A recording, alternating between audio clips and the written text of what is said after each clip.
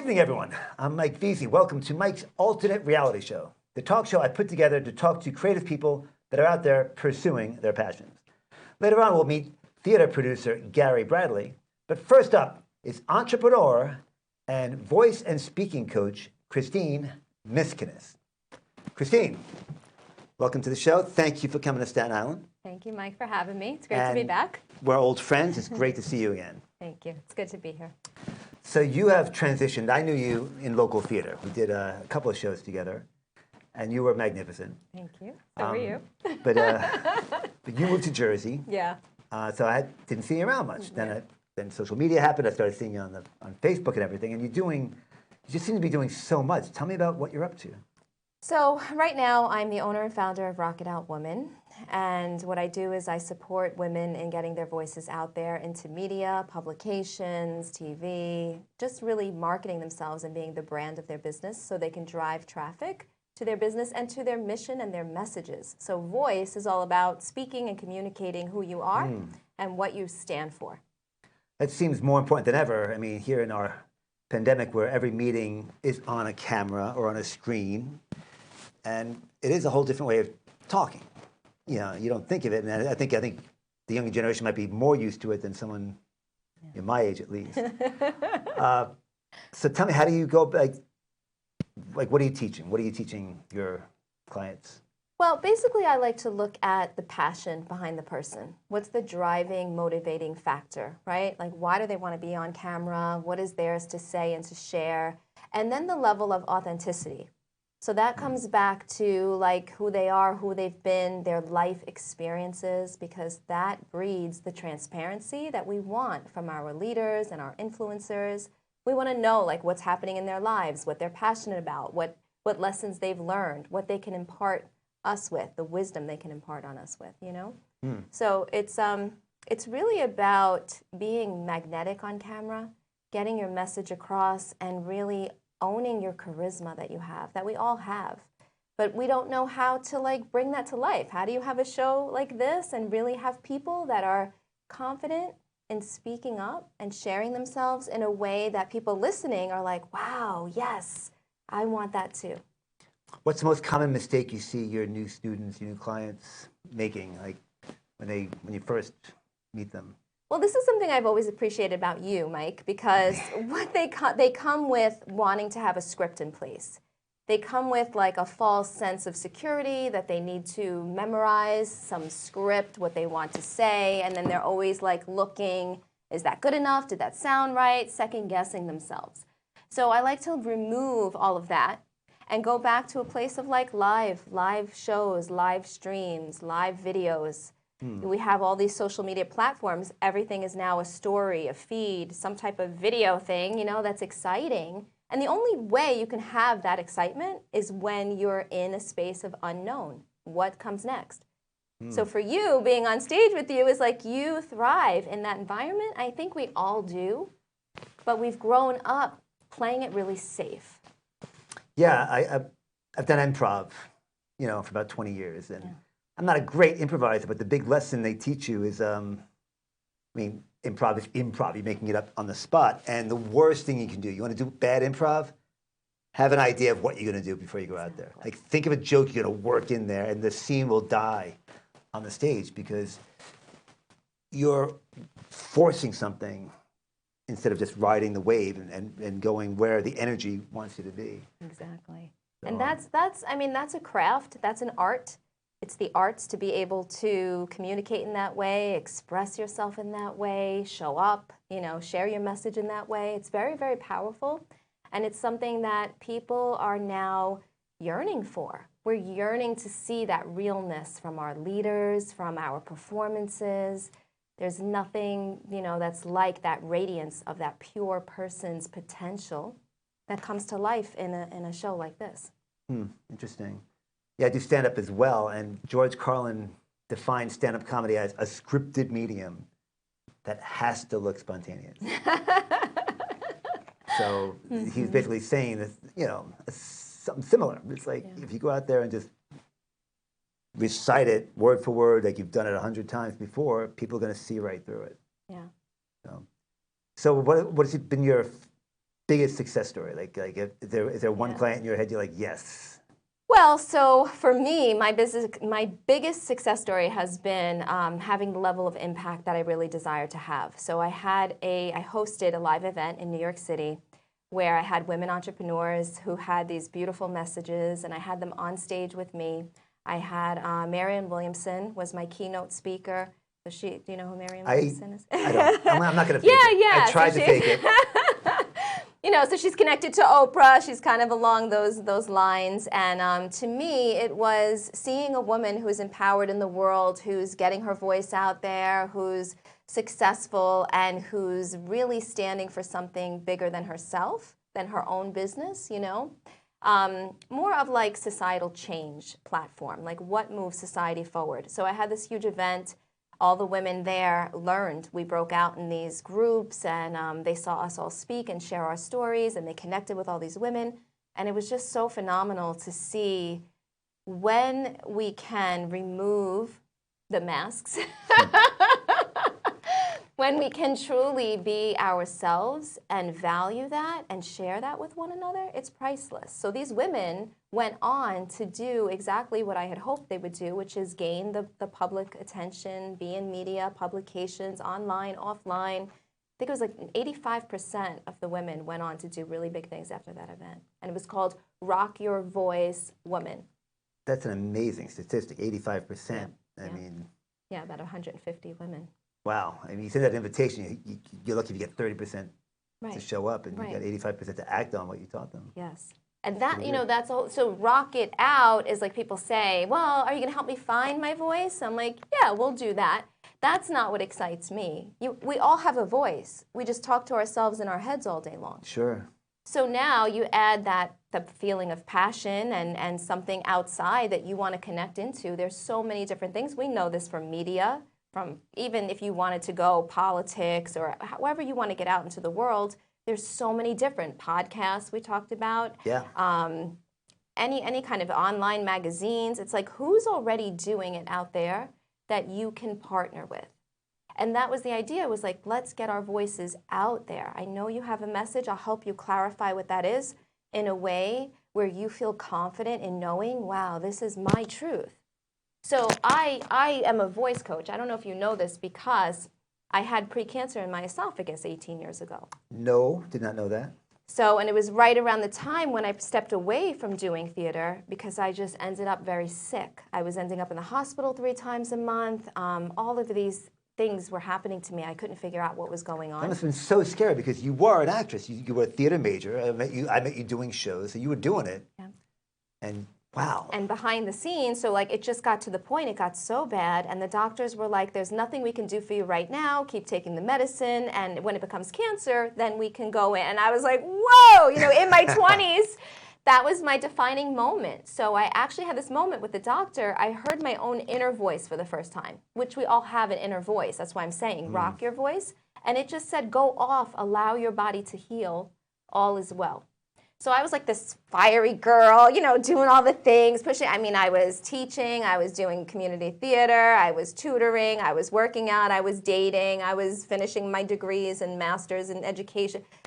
All the things at the same time, push, push, push, push. From the intellectual space, too, of the mind. And so what I learned was that I needed to honor myself. I needed to start speaking up for myself, for what I knew. And that changed my food, my nutrition, my environment, my friendships, everything changed as a result. And I healed in like 3 months. Nice. They were amazed. So the thoracic cancer never did become cancer? Never became cancer. I mean, what a line of, we'll wait till it becomes cancer and then we can do something about it. I know. And I think at the time, you know, when you have that limitation, and also like I was very much looking to be saved and fixed. As a woman, help me, save me, fix me. Okay, what can we do? Cut it out. Give me the medicine. I got life to live, you know? And I was like, nope, nothing we can do for you right now. So the bigger message was like, why did I have dis-ease inside of my throat? And it was from listening to society and believing that other people knew better than I knew for myself. So whenever you're like meeting that level of resistance, it's dis-ease in your body. And if you have any ailments or symptoms, you have to look at like, where is that manifesting inside my body? That is such a difficult thing to do, you know. Yeah.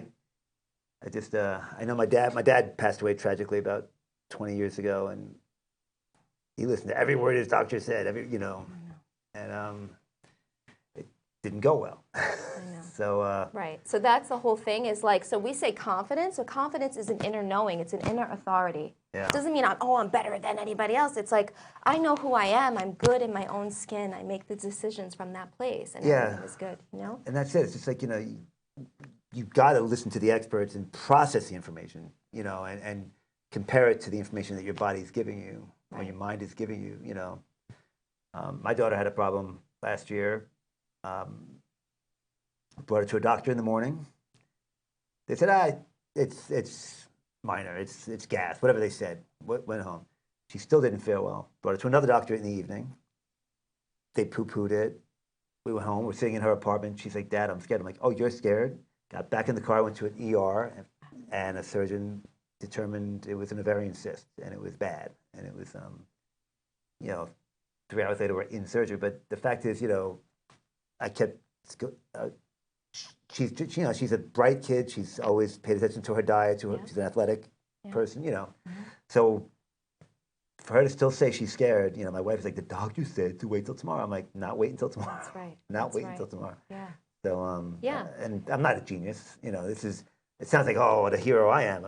It's just something about trusting my daughter, and she just didn't feel right. It's like, and she took the information from the experts, compared it to what she was feeling. Yep.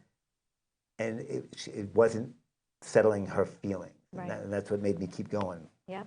Yeah. And so that's another piece. So like I took this huge lesson that I feel we can all like really prosper from, like in our lives and thrive, of listening to your own inner voice and your own inner knowing. As a parent, of course, you have that connection. You might even have the intuition, right, attached to your child.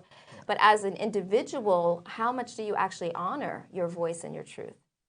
And when you can, like, there was nothing else she could say, like, something's still not right, and she gets to speak up. If you do that with a talk, if you take your pain and you turn it into a purpose, your mess into your message, it has so much value. That story has so much value for someone else who might be listening, saying, like, yeah, we haven't yet discovered what this is really about, but something's still not sitting right. So we keep exploring until we find our truth, until there's healing that happens. So how can people find you?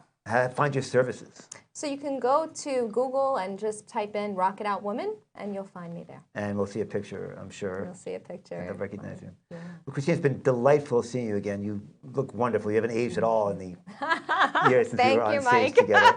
Have you ever thought about pursuing acting and doing a little more theater? I do love acting. I love theater. I know there's a place for it. And what happened with theater was I just really wanted to be myself, express my true self. There's nothing sexier, more beautiful, more empowering than a person who just is uniquely themselves and can share that in a fun performance kind of a way, right? And also then have a business, like be at the front of your business, of your company, of your movement, of your messaging, and get out so people can know you and connect with you in those ways. That's where it is for me right now. That's a terrific story, Christine. I couldn't be happier to hear it. Christine Miskinis, Rock It Out Woman. We'll be back after this.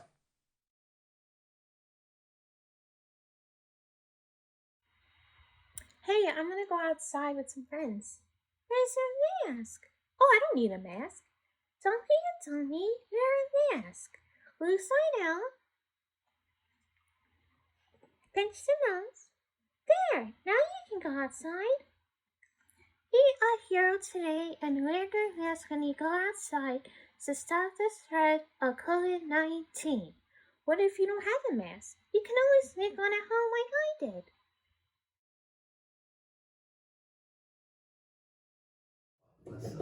Yo, listen, we got something we want to share with y'all today. Yes. That's really, really important. It's a little something that we both came up with. Are you ready? Yeah. I'm ready. Here we go. 5, 6, 7, here we go. This is healthy as A possible. pasta midway squash. Gotta learn the proper way to perform A a hand wash. It takes 30 seconds so you'll see lots of suds. good thing in quarantine. Hot mamas and super studs, cause hygiene is so sexy. Things are smell so sweet and moisturize them after. And give your skin a little treat. Individual digits. Get the nails and hit the wrist. This goes for all people. Binary queer and sis and bro continue to flow. Like baby Yoda. Got the flow and now you know. Hey. You got the force and now you know. Just wash your hands at home, hey. Yeah. And when you're not at home. Yeah. Wash your hands everywhere. Always. Please. Come on. Please. It's please. my turn with this one. Okay. Excuse me. Ha! All right, everyone. I am here with my good friend, actor, director, and co-founder of Ghostlight Productions, Gary Bradley. Gary, thank you for coming on the show. Thank you, Mike. Happy to be here. It's good to see you. Obviously, it's hard to get together these days. Mhm. So, I've known you 5 or 6 years now. We've done a bunch of stuff together. You've done stuff I've written. I've done stuff you've directed. Mhm. How exactly did you get started as an actor? So kind of kicking and screaming like most men on Staten Island. I was a student at Monsignor Farrell High School. I was on the speech and debate team my sophomore year, and the coach was also the head of the drama department. His name was Andrew Frank Monteleone, otherwise known as Monty. Monty, sure. He asked me to be a part of the spring musical that year, my sophomore year, and I said no, absolutely not. Just didn't seem like the sort of thing I'd be into. And then junior year, I got really good at speech and debate. And then he was like, all right, well, now you have to, you have to do the show. So I did it. Absolutely loved every second of it. Made some friends, that were going to last a lifetime. And I really got bit by the theater bug and continued on, senior year of high school, doing some of the girl shows like Hill and Villa, then doing some college program stuff, and then eventually kind of discovering this whole realm of Staten Island community theater. Excellent. My story was very similar. Also went to Farrell. Sophomore year, got a new homeroom teacher who was an improv guy. He started an improv club, and that's where I met all the theater guys, and that got me into some shows at Farrell, and like you said, the Villa, the St. Joseph Hill, the girls' Catholic high schools. Mm-hmm. And your partner in Ghostlight, Charles Sullivan, Mm-hmm. directed me in my junior year. We did a play called Dead End, That's right. which Yeah. was one of the very, very rare dramas done by a high school theater club. But it was fun. It was a blast. One of the best casts I've ever been a part of. A bunch of parts. What are your dream roles, and have you tackled any of them yet? Well, I've been pretty blessed to have accomplished some of the ones that are like the highest among my list. You have a list. Oh yeah. So I'm a listaholic. I write lists just on about everything. How many books I've read in a year, how many movies I've seen in a year, and ranking them like from best to worst. Do they still make a book called The Book of Lists? Yes, which That's funny good. enough, I never wrote in it. Yeah. But I'm very big. Like my notes app on my iPhone is just littered with all sorts of weird, obscure lists. But I have not thought of that book in 20 years, and you brought it right back. yeah. Yeah. So I'm sorry. You said you played some of your dream roles already. Yes, the Baker and Into the Woods was like an extremely high one, and I managed to do that within the Wings Productions. Wonderful production. And that's that's big. Oh, love heavy. me some Sondheim. Yeah. Basically, on the list is, as an actor or a director, I would like, before I die, to do every Stephen Sondheim show, every Neil Simon show, and every Shakespeare show. I call them the 3 S's. Okay. High goal. We'll see how far I get. The Elephant Man. I got to play the Elephant Man. That was another sort of dream, and that's actually where I met Charles Sullivan. Oh wow. So all the seeds that kind of led to Ghostlight Productions kind of started there, I'd say. And then with the company, I got to do the role of Cliff Bradshaw in Cabaret. That was also on the list and a real dream come true. So yeah, when one gets completed, there's always another one that pops up. And as you get older, you age into more of them, and you have to let some go. So it's kind of always in flux. A fluid list, yeah. Yeah, Now, we both mentioned Charles Sullivan, who is your partner at Ghostlight Productions. absolutely. Tell me how Ghostlight came about. Ghostlight came about just kind of as a window of opportunity. I had just finished directing a production at Seaview called The Last Days of Judas Iscariot, which you Yeah, yourself were in. terrific play. Yeah. Well, yes. And Yeah. just because of the way Seaview books their things in advance, there was no spot for me in 2019. I had to wait until 2020. So I didn't really want to wait that long. And I kind of got it in my head to do this small 3-person play called Art, where I would just take some of my own money, rent a studio, and just, maybe make a small profit on it or break even so that it wasn't like, just me shelling out money to do a show. And then the idea kind of grew bigger because I like big casts. And it was like, well, what if I do 2 shows, have someone else direct the other? Well, if it's 2, why not make it 3? And then we kind of wound up with this strange showcase of shows with Andrew Monteleone doing the Fantastics, Charles Sullivan doing this comedy, 5 women wearing the same dress, and me doing the stage adaptation of 12 Angry Men. Art not making the cut, and we still haven't done Art, but that's really the first show that came to mind. That kind of started a company, and then it became, well, if we're going to do these 3 shows, you should probably go by some sort of name. And then we kind of were going through a bunch of different lists, and I think I, as a joke, said Gaslight Productions because I assumed some people were going to think that it was a joke because it was such a weird idea, that we're gaslighting you, it's not really happening. And then Charles said Ghostlight, and I loved it, and then that's kind of how that name came to fruition, which really funny when we came out and people were like, what the heck, Ghostlight, they were texting about it and it would autocorrect to Gaslight, which was a whole great, like, Gaslight, no, what are you talking about, there's no theater company named Gaslight, with thus gaslighting them. So lot of fun with that name. So A lot of twists and turns. yeah. Funny, I mean, Ghostlight to me just was a perfect, it says community theater to me. Yeah. Whenever you're rehearsing a play, the last thing you do is turn on the Ghost Light. That's the theater you leave on all night in the theater. Mm-hmm. I guess theoretically for the ghosts. I mean, so 2020 wiped out your season. Yes, I mean we got Cabaret done at the top of 2020, and then we were in rehearsals for a musical version of Little Women when everything kind of grinded to a halt. So yeah, 2020 was kind of a bust.